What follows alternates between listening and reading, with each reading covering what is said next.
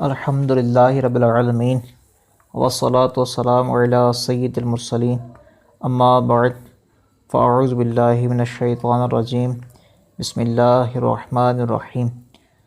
پڑھیے الصلاۃ والسلام علیک یا رسول اللہ وعلی آلک و اصحابک یا حبیب اللہ، الصلاۃ والسلام علیک یا نبی اللہ وعلی آلک و اصحابک یا نور اللہ۔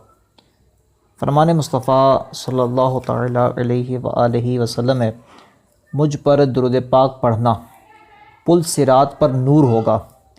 جو روز جمعہ مجھ پر 80 بار درود پاک پڑھے اس کے 80 سال کے گناہ معاف ہو جائیں گے۔ سبحان اللہ۔ صلو علی الحبیب صلی اللہ تعالیٰ علی محمد صلی اللہ تعالیٰ علیہ وآلہ وسلم۔ آئیے حصول ثواب کی خاطر بیان سننے سے پہلے اچھی نیتیں کر لیتے ہیں۔ فرمان مصطفیٰ صلی اللہ تعالیٰ علیہ وآلہ وسلم، نیت المؤمن خیر من عملہ، مسلمان کی نیت اس کے عمل سے بہتر ہے۔ 2 مدنی پھول بھی سماعت کر لیجئے، بغیر اچھی نیت کے کسی بھی عمل خیر کا ثواب نہیں ملتا۔ نمبر 2، جتنی اچھی نیتیں زیادہ ہوں گی اتنا ثواب بھی زیادہ۔ میں بھی نیت کرتا ہوں اللہ عز و جل کی رضا پانے اور ثواب کمانے کے لیے۔ بیان کروں گا پارہ نمبر 14 سورۃ النحل آیت نمبر 125۔ ادعو الی سبیل ربک بالحکمۃ والموعظۃ الحسنہ، ترجمہ کنز الایمان، اپنے رب کی راہ کی طرف بلاؤ پکی تدبیر اور اچھی نصیحت سے۔ اور بخاری شریف حدیث نمبر 3461 میں وارد اس فرمان مصطفیٰ صلی اللہ تعالیٰ علیہ وآلہ وسلم، بلغوا عنی ولو آیہ، یعنی پہنچا دو میری طرف سے اگرچہ ایک ہی آیت ہو۔ میں دیے گئے احکام کی پیروی کروں گا، نیکی کا حکم دوں گا اور برائی سے منع کروں گا، کہا لگانے اور لگوانے سے بچوں گا، ہر بار حمد و صلاۃ و تعوذ و تسمیہ سے شروع کروں گا۔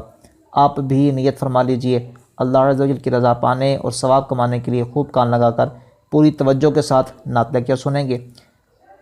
اس نعت لیکچر کا خلاصہ اور اہم نکات کو اپنے پاس لکھنے کی سعادت حاصل کریں گے۔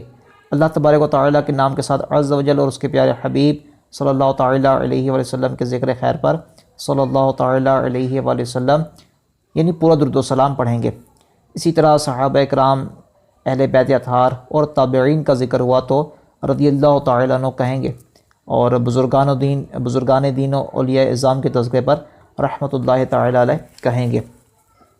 صلو علی الحبیب صلی اللہ تعالیٰ علی محمد صلی اللہ تعالیٰ علیہ وآلہ وسلم۔ بات چل رہی تھی نعت خوانی سے قبل جن باتوں کا خیال رکھنا ضروری ہے، تو ہم نے بہت سارے مدنی پھول سنے۔ آئیے آج ایک مدنی پھول سننے کی سعادت حاصل کرتے ہیں۔ اس کو بھی اپنے پاس لکھ لیجئے۔ نعت خواں ثنا خوانی کے دوران یا اس سے پہلے یا اس کے بعد لا یعنی حرکتوں سے پرہیز کرے۔ لا یعنی حرکتیں یعنی جن کا کوئی مطلب نہیں ہوتا، یہ بظاہر ایک بڑی عام سی بات ہے، اور ہو سکتا ہے کہ آپ کے دل میں خیال ہی آئے کہ لا یعنی حرکتیں کون کرتا ہوگا۔ حالانکہ یہ ریالٹی ہے، حقیقت ہے کہ جس طرح زیادہ بولنے سے انسان کا روب جاتا رہتا ہے، اسی طرح لا یعنی حرکتوں سے بعض اوقات انسان جو ہے وہ اپنی قدر و قیمت، اپنا وقار کھو بیٹھتا ہے۔ میں آپ کو مثال عرض کروں، میری کلینک پہ 3 امام صاحبان تشریف لائے ملاقات کی غرض سے، تو ان میں سے جو ایک تھے ان سے میری انسیت تھی، تھوڑی سی مانوسیت تھی، اور وہ آتے رہتے تھے۔ 2 نئے صاحبان تھے، امام حضرات تھے اور علم دین بن رہے تھے، 6 درجہ تھا غالباً، 6 سال ان کے مکمل ہو گئے تھے۔ تو وہ آ کے بیٹھے، تو میں نے اپنے جو اللہ تبارک و تعالیٰ نے توفیق بخشی اس کے مطابق میں نے ان کی مہمان نوازی کی۔ اس کے دوران مطلب جب وہ چائے وغیرہ پی رہے تھے تو اب ایک دوسرے کے ہاتھوں پہ ہاتھ مار کے وہ بات کر رہے تھے، اور کبھی ایک موبائل نکالتا تو دوسرا اس کے موبائل میں جھانکنا شروع کر دیتا، اور کبھی وہ پہلا جو امام صاحب تھے وہ نکالتے موبائل تو دوسرا ان کے موبائل میں جھانکنا شروع کر دیتا۔ تو یہ اس طرح مطلب کرنے سے مجھے احساس ہوا کہ یہ دونوں جو ہے نا یہ میچور نہیں ہیں، سنجیدہ نہیں ہے، سلجھے ہوئے نہیں ہیں۔ میں نے ان کی بارگاہ میں عرض کیا، میں نے کہا حضور یہ چلیں میں تو آپ کا اپنا بندہ ہوں، آپ کا بھائی ہوں، چھوٹا بھائی کہہ لیں، بڑا بھائی کہہ لیں، جس طرح کہہ لیں، تو میری تو خیر ہے، لیکن یہ آپ مقتدیوں کے سامنے بھی ایسا ہی کرتے ہوں گے تو وہ بیچارے کیا سوچتے ہوں گے؟ تو ان میں سے ایک امام صاحب فرمانے لگے، کہتے ہیں نہیں مقتدیوں کے سامنے تو ہم مطلب اچھا خاصا مطلب روب رکھتے ہیں اور یہ اس طرح کی حرکتیں نہیں کرتے نا۔ تو میں نے کہا حضور میں نہیں مانتا، یہ آپ کے ساتھ جو ایک اور بھائی ہیں یہ جو ہے نا یہ مجھے لگتا ہے ایسے کہ یہ امام صاحب جو ہیں یہ اپنے مقتدیوں کے ساتھ بھی بعض اوقات گپ شپ لگاتے ہوں گے، مذاق کی عادت لگ رہا ہے ان کی ہے۔ تو وہ آگے سے ہنس پڑے نا، تو آپ یقین کریں میں بہت زیادہ سنجیدہ ہو گیا، اور میں نے عرض کیا کہ حضور آپ اہل سنت کی مساجد کے جامعہ مساجد کے امام صاحبان ہیں، تو آپ کی بارگاہ میں عرض ہے، ہو سکتا ہے میں سب سے برا ہوں، میری غلطیوں پہ اللہ تبارک و تعالیٰ نے رحمت کی چادر ڈالی ہوئی ہے، میرے عیوب آپ کو نہیں پتہ، ہو سکتا ہے کہ میں آپ سے زیادہ گندہ ہوں، آپ سے زیادہ برا ہوں، لیکن حضور آپ کی بارگاہ میں عرض یہ ہے کہ یہ آپ اہل سنت کی مساجد کے امام صاحبان ہیں، اور آپ جو ہیں وہ بے تاج بادشاہ ہیں اپنے علاقوں کے۔ آپ جب کوئی بھی چھوٹے سے چھوٹا کام بھی کرتے ہیں تو لوگوں کی نظریں آپ پہ ہوتی ہیں، لوگوں نے اپنے بچوں کو آپ کے پاس بھیجنا ہوتا ہے کہ آپ قرآن پاک پڑھائیں، قرآن پاک حفظ کروائیں اور آداب سکھائیں۔ نماز پڑھنے کے لیے لوگ آپ کے پاس جاتے ہیں کہ آپ ہم سے اچھے ہیں، مقتدیوں سے ظاہر امام اچھا ہوتا ہے نا، جب بھی تو اس کو امام بنایا جاتا ہے۔ تو آپ بھی یہ اس طرح اگر کریں گے تو کتنا مطلب برا اثر پڑے گا اس علاقے پہ، تو آپ کرم فرمائیں اس طرح مطلب نہ کیا کریں۔ تو ان میں سے جو ایک امام صاحب تھے وہ بڑے سنجیدہ ہو گئے، تو کہتے ہیں کہ نہیں مطلب نا ہم تو خیر مطلب ہم سلجھے ہوئے ہیں، اور ہم انشاءاللہ یہ اس طرح کا معاملہ ہم سمجھتے ہیں اس طرح کی باتوں کو۔ تھوڑی دیر کے بعد نا وہ پھر اسی طرح شروع ہو گئے، تو میں نے ان کی بارگاہ میں عرض کیا، میں نے کہا حضور ابھی آپ بھی نہیں، آپ بھی مطلب جو ہے نا آپ کو تھوڑی سی مزید سنجیدگی کی ضرورت ہے ابھی۔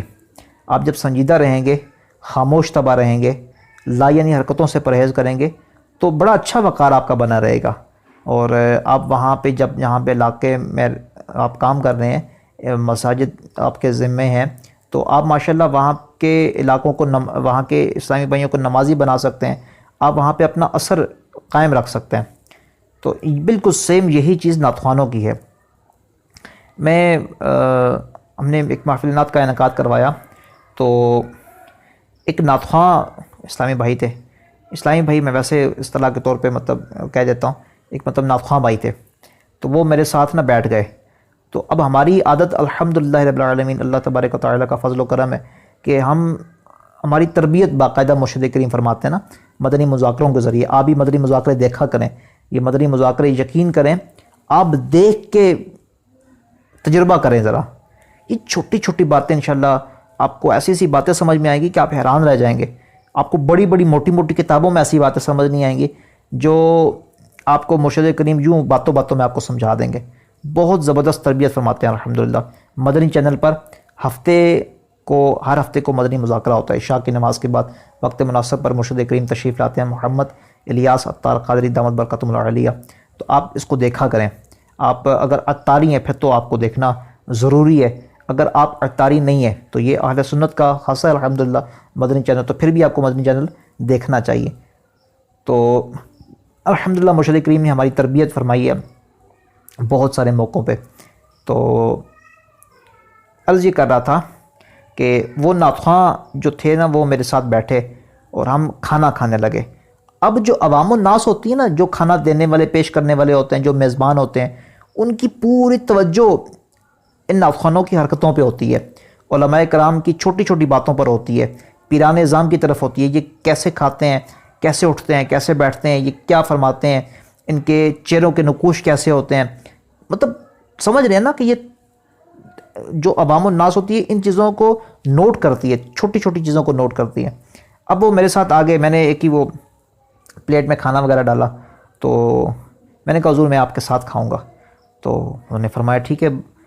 تو میں جو غالباً گوشت وغیرہ پکا ہوا تھا تو میں نے وہ جو بوٹیاں وغیرہ تھیں نا، ہڈیاں علیحدہ کر کے، تو میں نے بڑی محبت سے نا ان کو پیش کی، مطلب آپ یہ کھائیں.